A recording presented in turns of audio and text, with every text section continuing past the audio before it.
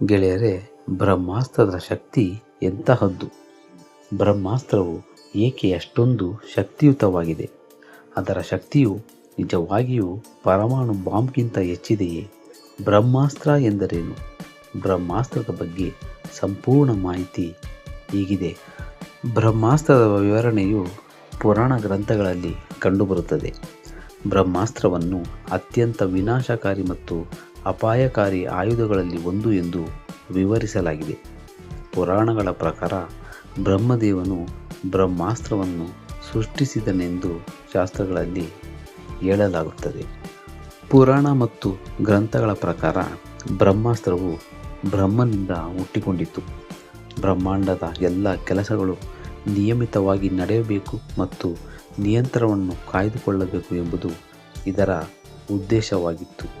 ಈ ಆಲೋಚನೆಯೊಂದಿಗೆ ಬ್ರಹ್ಮನು ಈ ವಿನಾಶಕಾರಿ ಅಸ್ತ್ರವನ್ನು ಸೃಷ್ಟಿಸಿದನು. ಬ್ರಹ್ಮಾಸ್ತ್ರದಿಂದ ಏನಾಗುತ್ತದೆ? ಬ್ರಹ್ಮಾಸ್ತ್ರವು ಅತ್ಯಂತ ಅಪಾಯಕಾರಿ ಮತ್ತು ವಿನಾಶಕಾರಿ ಆಯುಧವಾಗಿದೆ. ಅದೇ ರೀತಿ ಇತರ 2 ಆಯುಧಗಳ ವಿವರಣೆಯೂ ಸಹ ಧರ್ಮಗ್ರಂಥದಲ್ಲಿ ವಿವರಿಸಲಾಗಿದೆ. ಮೊದಲನೆಯದು ಬ್ರಹ್ಮರ್ಷಿ ಶಾಸ್ತ್ರ ಮತ್ತು ಎರಡನೆಯದು ಬ್ರಹ್ಮಾಂಡಾಸ್ತ್ರ. ಇವುಗಳನ್ನು ಬ್ರಹ್ಮದೇವನು ಮಾತ್ರ ನಿರ್ಮಿಸಿದ್ದಾನೆ. ಅವುಗಳ ಬಳಕೆಯು ಭೂಮಿಯನ್ನು ನಾಶಪಡಿಸುತ್ತದೆ ಎಂದು ನಂಬಲಾಗಿದೆ. ಹಾಗಾದರೆ ವಿಶ್ವದ ಅತ್ಯಂತ ಶಕ್ತಿಶಾಲಿ ಆಯುಧ ಯಾವುದು? ಬ್ರಹ್ಮಾಸ್ತ್ರವನ್ನು ವಿಶ್ವದ ಅತ್ಯಂತ ಅಪಾಯಕಾರಿ ಆಯುಧವೆಂದು ಪರಿಗಣಿಸಲಾಗಿದೆ. ಇದರ ವಿನಾಶಕಾರಿ ಪರಿಣಾಮಗಳನ್ನು ಪುರಾಣಗಳಲ್ಲಿ ಚರ್ಚಿಸಲಾಗಿದೆ. ಬ್ರಹ್ಮಾಸ್ತ್ರವು ವಿನಾಶದ ಖಚಿತವಾದ ಅಸ್ತ್ರವಾಗಿದೆ ಎಂದು ಹೇಳಲಾಗಿದೆ. ಶತ್ರುವನ್ನು ನಾಶಪಡಿಸಲು ಇದನ್ನು ಬಳಸಲಾಗುತ್ತಿತ್ತು. ಇದರಿಂದ ಶತ್ರು ಪಾರಾಗುವುದು ಅಸಾಧ್ಯ.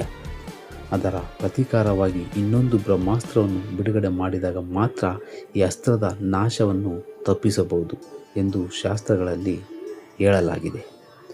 ಬ್ರಹ್ಮಾಸ್ತ್ರದ ಬಳಕೆಯ ಬಗ್ಗೆ ಯಾರಿಗೆ ತಿಳಿದಿತ್ತು? ಗ್ರಂಥಗಳ ಪ್ರಕಾರ ರಾಮಾಯಣ ಮತ್ತು ಮಹಾಭಾರತದ ಸಮಯದಲ್ಲಿ ಕೆಲವೇ ಯೋಧರು ಈ ಆಯುಧವನ್ನು ಹೊಂದಿದ್ದರು. ರಾಮಾಯಣ ಕಾಲದಲ್ಲಂತೂ ಇದನ್ನು ವಿಭೀಷಣ ಮತ್ತು ಲಕ್ಷ್ಮಣ ಮಾತ್ರ ಹೇಗೆ ಬಳಸಬೇಕೆಂದು ತಿಳಿದಿದ್ದರು. ಹಾಗೆಯೇ ಅದೇ ಸಮಯದಲ್ಲಿ ಮಹಾಭಾರತದ ಕಾಲದಲ್ಲಿ ದ್ರೋಣಾಚಾರ್ಯ, ಅಶ್ವತ್ಥಾಮ, ಶ್ರೀಕೃಷ್ಣ, ಕುವಲಾಶ್ವ, ಯುಧಿಷ್ಠಿರ, ಕರ್ಣ, ಪ್ರದ್ಯುಮ್ನ ಮತ್ತು ಅರ್ಜುನನಿಗೆ ಮಾತ್ರ ಅದನ್ನು ನಡೆಸುವ ಜ್ಞಾನವಿತ್ತು. ಬ್ರಹ್ಮಾಸ್ತ್ರ ಪ್ರಯೋಗಿಸಿದ ಇಬ್ಬರು ಯೋಧರು ಯಾರು? ಗೆಳೆಯರೇ, ಬ್ರಹ್ಮಾಸ್ತ್ರ ಪ್ರಯೋಗಿಸಿದ ಇಬ್ಬರು ಯೋಧರೆಂದರೆ ಮಹಾಭಾರತದಲ್ಲಿ ಅರ್ಜುನ ಮತ್ತು ಅಶ್ವತ್ಥಾಮನನ್ನು ಹೊರತುಪಡಿಸಿ ಕರ್ಣನಿಗೆ ಬ್ರಹ್ಮಾಸ್ತ್ರವನ್ನು ಹೇಗೆ ಬಳಸಬೇಕೆಂಬುದು ತಿಳಿದಿತ್ತು. ಆದರೆ ಗುರು ಪರಶುರಾಮನ ಶಾಪದಿಂದಾಗಿ ಕರ್ಣನೇ ಕೊನೆಯ ಕ್ಷಣದಲ್ಲಿ ಅದನ್ನು ಚಲಾಯಿಸಲು ಮರೆತಿದ್ದ. ಮಹಾಭಾರತದ ಯುದ್ಧದಲ್ಲಿ ಬ್ರಹ್ಮಾಸ್ತ್ರದ ಬಗ್ಗೆ ಸ್ವಲ್ಪ ಜ್ಞಾನವಿಲ್ಲದ ಅಶ್ವತ್ಥಾಮನು ಯುದ್ಧದ ಕೊನೆಯಲ್ಲಿ ಕೋಪದಲ್ಲಿ ಅದನ್ನು ಬಳಸಿದನು. ಅದಕ್ಕಾಗಿ ಪ್ರತಿಯಾಗಿ ಅರ್ಜುನನು ಅಶ್ವತ್ಥಾಮನ ಮೇಲೆ ಬ್ರಹ್ಮಾಸ್ತ್ರವನ್ನು ಪ್ರಯೋಗಿಸಿದನು. ಇದು ಭಯಾನಕ ವಿನಾಶವನ್ನು ಪ್ರಾರಂಭಿಸಿತು. ಆಗ ಋಷಿಗಳು ಅರ್ಜುನ ಮತ್ತು ಅಶ್ವತ್ಥಾಮರಿಗೆ ಆ 2 ವಿನಾಶಕಾರಿ ಅಸ್ತ್ರಗಳ ಘರ್ಷಣೆಯು ಭೂಮಿಯ ಮೇಲೆ ಯಾವ ರೀತಿಯ ದುರಂತವನ್ನು ತರುತ್ತದೆ ಎಂದು ವಿವರಿಸಿದರು. ಶ್ರೀಕೃಷ್ಣನಿಗೆ ಬ್ರಹ್ಮಾಸ್ತ್ರದ ಬಗ್ಗೆ ಮಾಹಿತಿ ಇತ್ತು.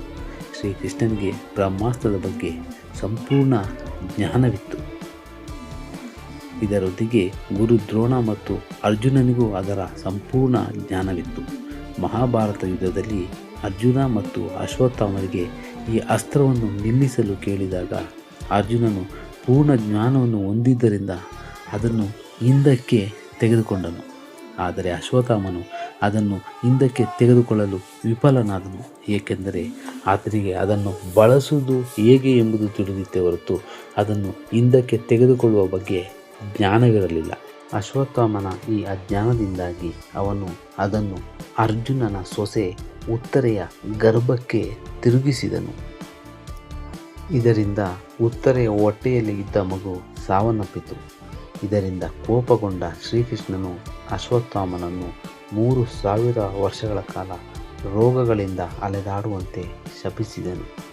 ನಂತರ ಕೃಷ್ಣನು ತನ್ನ ತಪಸ್ಸಿನಿಂದ ಉತ್ತರೆಯ ಗರ್ಭವನ್ನು ಪುನರುಜ್ಜೀವನಗೊಳಿಸಿದನು. ಗೆಳೆಯರೆ, ನೋಡಿದ್ರಲ್ಲ ಬ್ರಹ್ಮಾಸ್ತ್ರಕ್ಕಿರುವ ಶಕ್ತಿ ಮತ್ತು ಅದನ್ನು ಯಾರ್ಯಾರು ಯಾವ ಸಂದರ್ಭಗಳಲ್ಲಿ ಪ್ರಯೋಗಿಸಿದರು.